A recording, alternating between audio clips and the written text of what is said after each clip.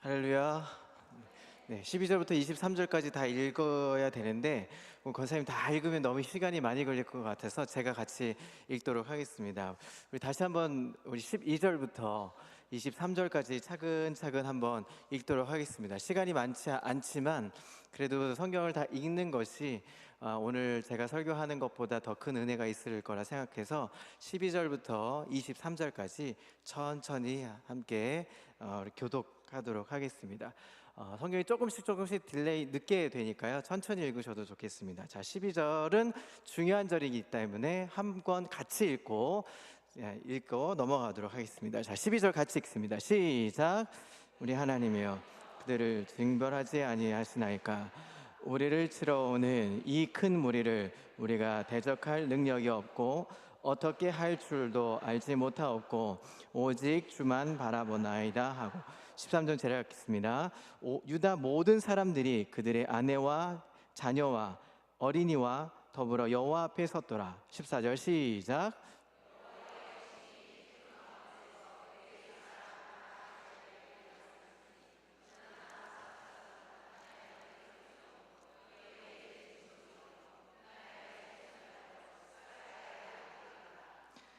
야하실의 일들의 온 유다와 예루살렘 주민과 여호사밧 왕이여 들을지어다. 여호와께서 이같이 너희에게 말씀하시기를 너희는 이 큰 무리로 말미암아 두려워하거나 놀라지 말라. 이 전쟁은 너희에게 속한 것이 아니요 하나님께 속한 것이니라.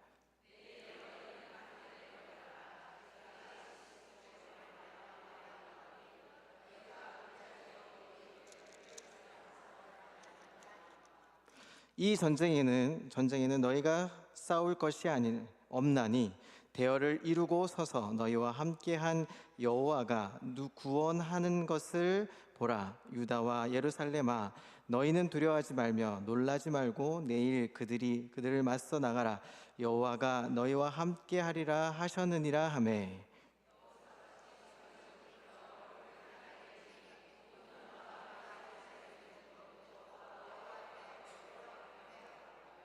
그하 자손과 고라 자손에게 속한 레위 사람들을 서서 심히 큰 소리로 이스라엘 하나님 여호와를 찬송하니라.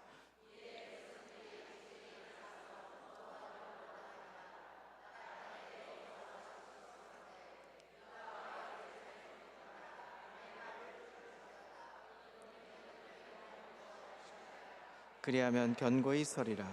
그의 선지자들을 신뢰하라. 그리하면 형통하게 하리라 하고, 백성과 더불어 의논하고 노래하는 자들을 택하여 거룩한 예복을 입히고 군대 앞에서 행진하여 여호와를 찬송하여 이르기를 여호와께 감사하세. 그의 인자하심이 영원하도다 하게 하였더니, 그 노래와 찬송이 시작될 때 여호와께서 복병을 두어 유다를 치러 온 암몬 자손과 모압과 세일산 주민들을 치게 하심으로 그들 같이 읽습니다. 시작.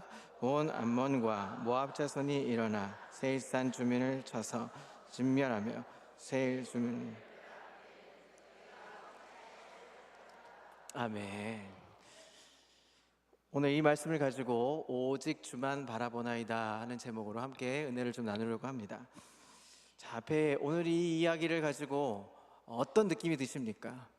읽느라고 정신이 없으시죠? 이렇게 대하는 이게 딱 이 함축해서 이 문장을 본다면 도저히 더 이상 앞을 나갈 수 없는 벽이 하나 존재하는 것 같은 느낌이 드실 겁니다. 다윗이 모든 원수들의 손에서 다 사울의 손에서와 다윗의 손에서 하나님께서 자신의 손을 건져 주실 날에 부른 찬송의 시가 있습니다. 그것이 시편 18편인데요. 그 18편에 보면 이런 고백이 있습니다. 29절에 보니까 내가 주를 의뢰하고 적군을 향해 달리며 내 하나님을 의지하고 담을 뛰어넘나이다 라는 고백이 있습니다.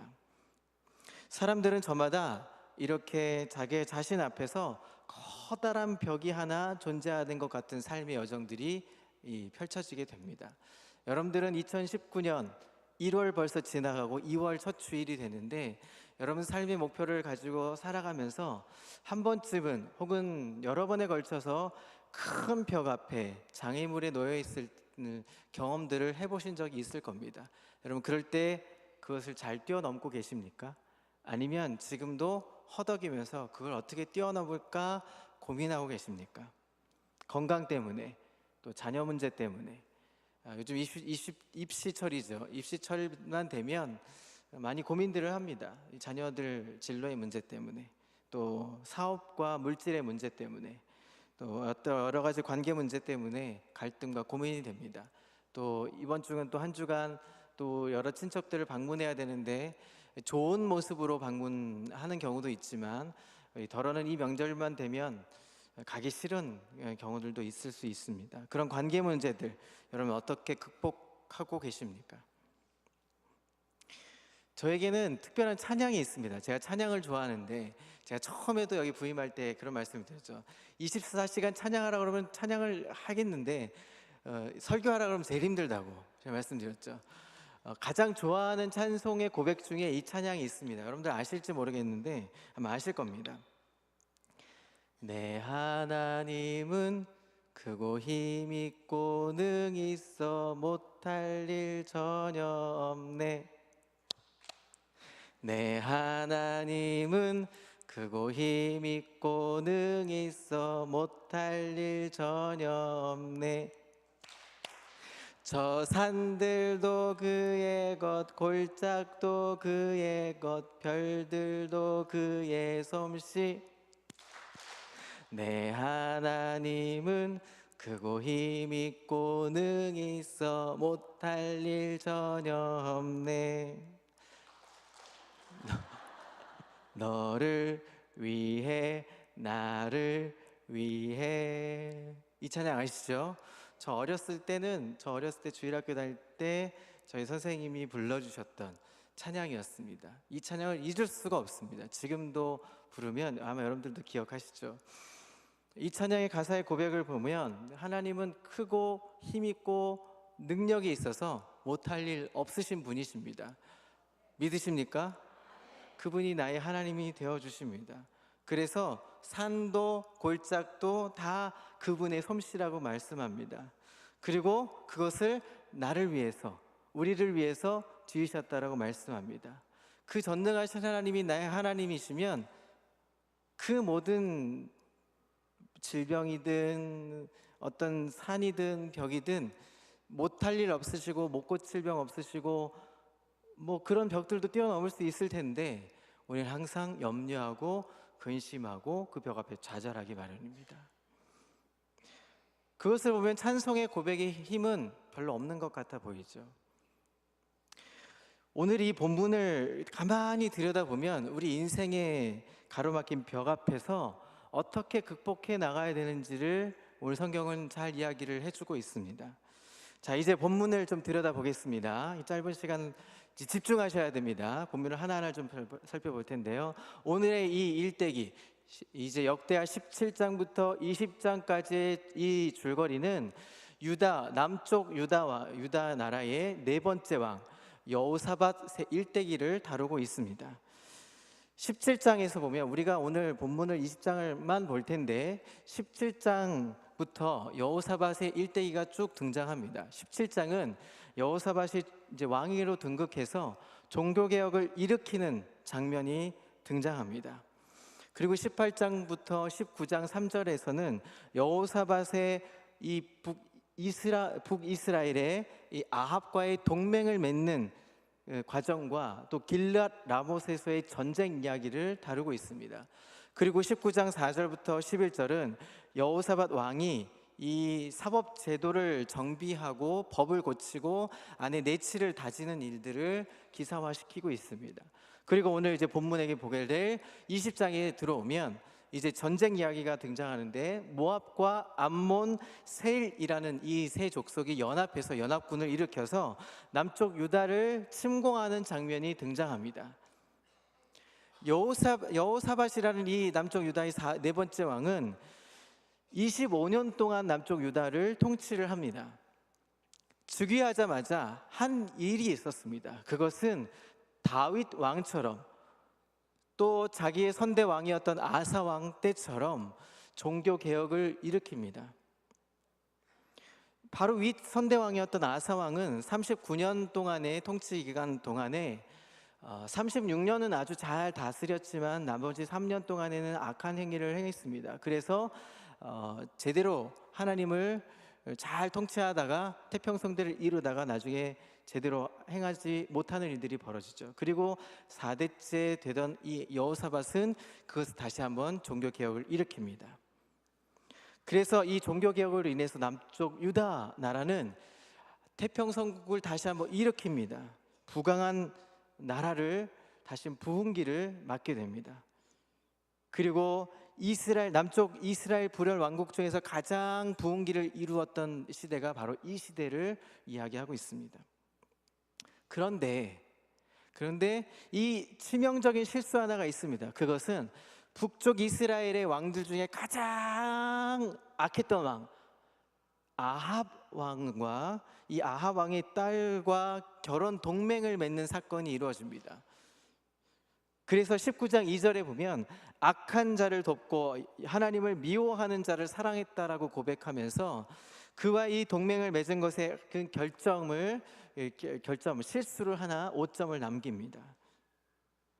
그로 인해서 길랏 라몬이라는 이 전쟁을 통해서 결국은 이스라엘을 위협하는 요소를 제거하는 일의 그 전쟁 이야기가 벌어지죠.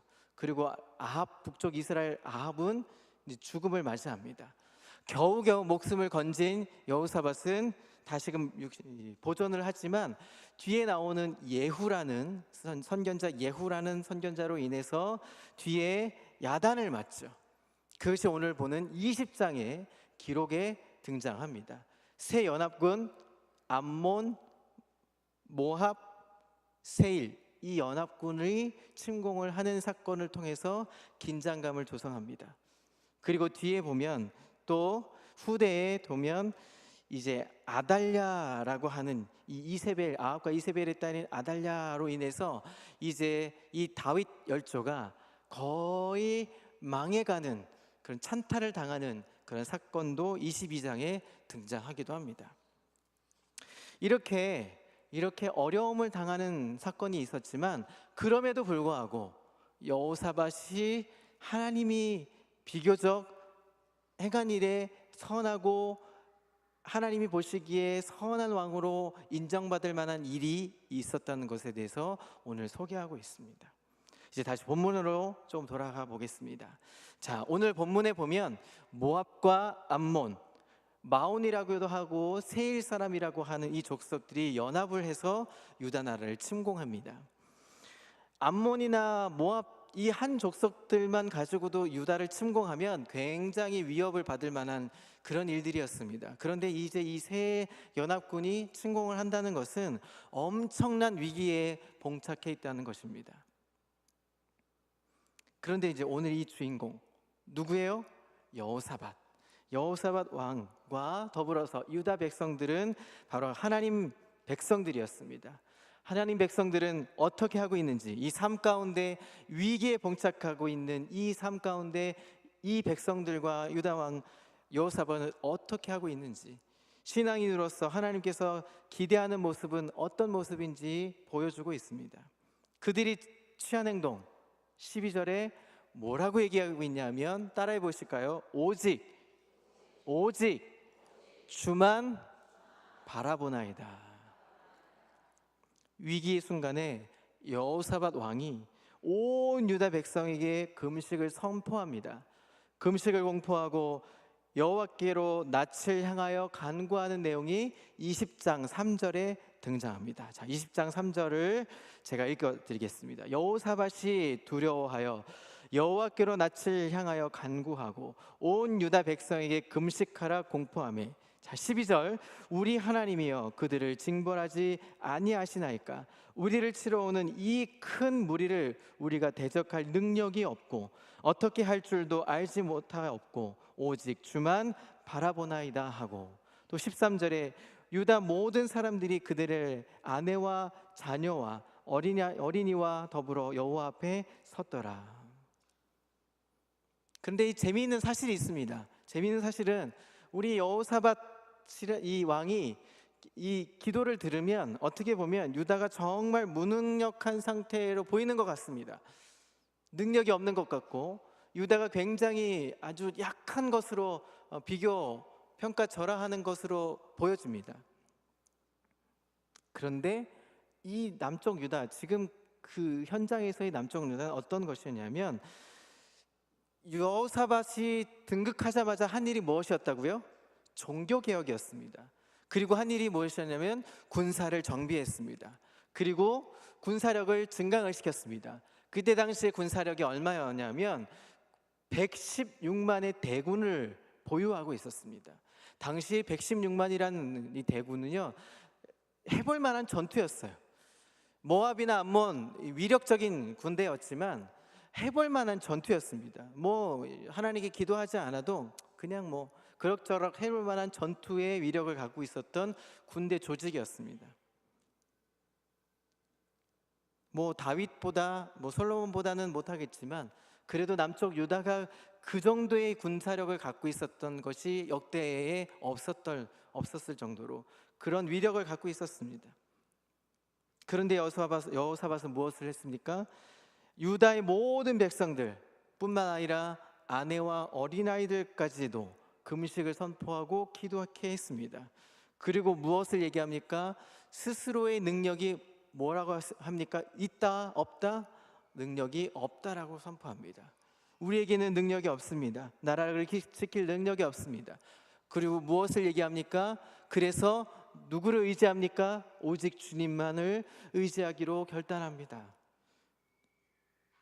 오직 주님만 바라보나이다 하는 이 말은 이 위기의 순간에서라도 하나님만 신뢰하고 하나님께서 하실 일을 기대한다라고 하는 것을 의미하고 있습니다.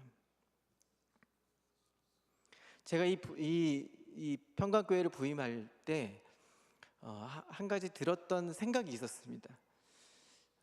예전에 제가 처음에 부임할 때 설교할 때 기억하십니까? 저는 저희 목사 되고 싶지 않다고 하면서 막 얘기했었잖아요.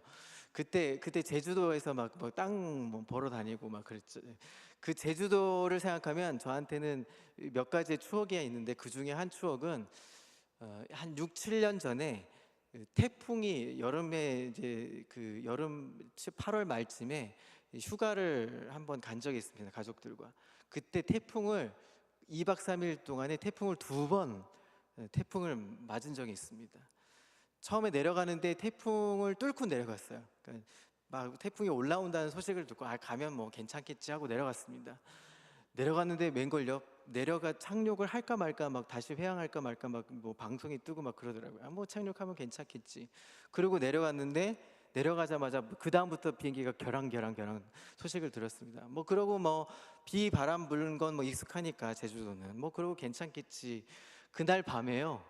저는 난생 처음 태풍이 그렇게 위력이 있는 걸 난생 처음 깨달았습니다. 여러분 야자수가 이렇게 꺾이는 걸 보신 적이 없으시죠? 야자수는요 부러지면 부러졌지 휘어지지 않는 나무라고 하더라고요. 근데 야자수 나무가 이렇게 휘어요. 거의 90도 각도로. 그 정도로 바람이 부는데요. 밤새 창문이 무너져 이렇게 깨질까봐 창문을 잡고 기도했다니까요. 와, 밤새 이 폭풍의 위력 앞에서요.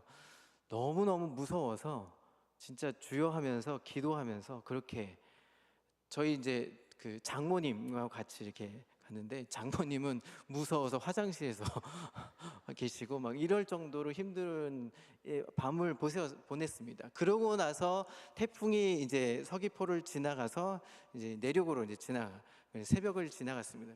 그러고 나니까 새벽을 지나니까 언제 태풍이 왔느냐 하면서 파란 하늘에 그 새벽을 맞이하는데요. 그 파란 새벽의 아침을 맞이할 때는 너무 고요해서 언제 그 태풍이 왔냐 하듯이 그렇게 확 지나가더라고요. 태풍이 지나가고 나면 파란 고요한 아침이 오게 됩니다. 그것처럼 하나님께서는 비록 태풍이 오는 것 같은 무서운 폭풍이 몰아친다 할지라도 누구를 의지하면요? 하나님을 의지하면 파란 아침을 맞이하게 되는 것처럼 우리에게도 여호와 하나님을 의지하면 비록 순간 폭풍우처럼 몰아오는 힘든 일이 있다 할지라도 주님만 의지하면 그것을 넘어가면 뛰어넘으면 파란 아침을 맞이할 수 있게 된다는 것을 보여주고 있는 것입니다. 이 여호사밧의 고백은 단순히 그런 어떤 위기에 봉착한 것을 뛰어넘는 것뿐만 아니라 다른 것을 이야기하고 있습니다.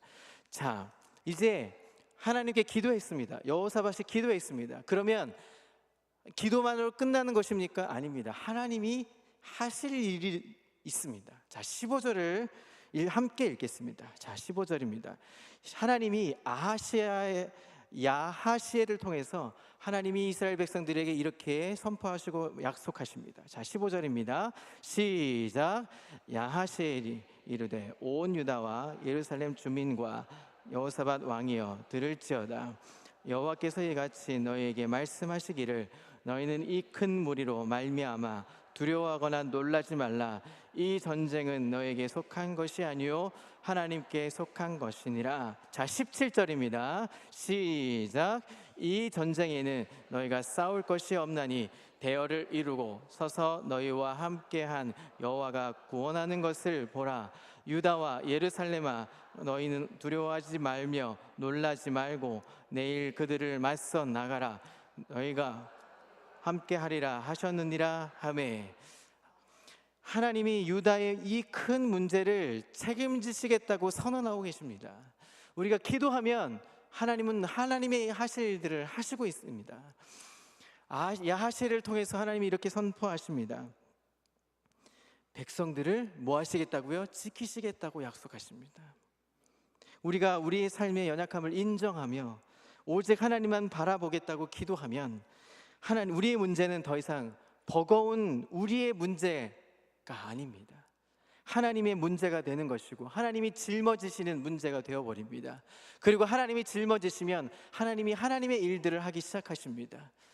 그래서 뭐라고 얘기하십니까? 너희에게 속한 싸움이 아니고 이제 내 싸움이 되는 것이다. 내가 나아가서 싸울 텐데 중요한 것 한 가지는 너희가 맞서 나가라 하는 것입니다. 이제 하나님이 하나님의 일을 하십니다. 그런데 중요한 것은 그냥 이제 내가 너희 앞에서 나가서 싸울 텐데 너희는 나의 뒤에 숨어 있으라 하시지 않고 무엇하라고 하십니까? 17절에 보니까 그들을 맞서 나가라 하십니다. 자, 이제 여기서 우리가 해야 할 일이 있습니다. 하나님은 하나님의 일을 하십니다. 주님을 바라보라 말씀하시면, 기도하면 하나님은 하나님의 일을 하시고 하나님의 역사를 이루어 가십니다. 중요한 것 한 가지가 더 있습니다. 우리가 우리의 할 일이 있습니다. 그것은 우리가 두려워하지 않고 놀라지 않고 담대하게 우리가 세상 앞에 맞서서 한 걸음 나아가는 것입니다. 한 걸음 발을 내딛는 것입니다. 한 걸음 내딛고 나아가면 누가 싸우십니까? 하나님이 싸우시는 것입니다. 근데 그것이 쉽습니까? 쉽지 않습니다. 여기서 쉽다라고 고백하는 것은 거짓말하는 것이죠. 쉬운 싸움이 아닙니다. 만만치 않습니다. 그렇기 때문에 더욱이 우리에게 하나님이 이렇게 말씀합니다. 한 걸음 나아가라고, 맞서 나아가라고, 마주하라고 하십니다. 그럼 누가 싸웁니까? 하나님이 싸우십니다. 그것을 보라고 우리에게 말씀하시는 것입니다. 18절 19절은 이렇게 얘기합니다. 그렇게 하면 우리에게 승리의 계가를 부를 수 있도록, 승전가를 부를 수 있도록 해주시겠다고 약속하십니다. 18절 19절에 하나님의 말씀이 그들에게 임하였을 때 그들은 심히 큰 소리로 하나님을 찬송합니다. 그리고 여호사밧이 그렇게 하기에 앞서서 찬양대를 조직합니다. 오늘 리브가 아름다운 찬양을 고백했던 것처럼 찬양대를 구성합니다. 조직하고 거룩한 옷을 입히고 선봉에 서서 하나님을 찬양합니다. 21절에 뭐라고 얘기합니까? 여호와여 여호와께 감사하세 그의 인자하심이 영원하도다 하고 찬송의 고백을 올립니다. 자, 그런데 이 찬송의 고백은 구약에서 총 40번의 고백을 하고 있습니다. 몇 번이요? 40번의 고백을 하고 있습니다. 그런데 이 40번의 39번의 고백은 어떤 것이냐면 대부분 하나님께서 우리를 구원하실 것이라는, 구원하셨다는 경험에서로 우러나오는 과거형입니다. 하나님이 옛적에 우리를 구원하셨지, 그것에 대한 감사의, 감격의 승전가를 부르는 감사의 표현이었습니다. 그런데 유독 이 역대하 20장 21절에 나오는 이 표현은 여호와께 감사하세 그의 인자하심이 영원하도다, 이 한 문장은 미래적 표현을 쓰고 있습니다. 미래 시제를 쓰고 있습니다. 우리가 하나님 앞에 찬송의 고백을 드리고 앞서서 나아가면 하나님 우리에게 싸워주시고 우리에게 일하셔서 역사를 이루실 거야 하고 미래 시제로 그 찬송의 고백을 하고 있는 것입니다.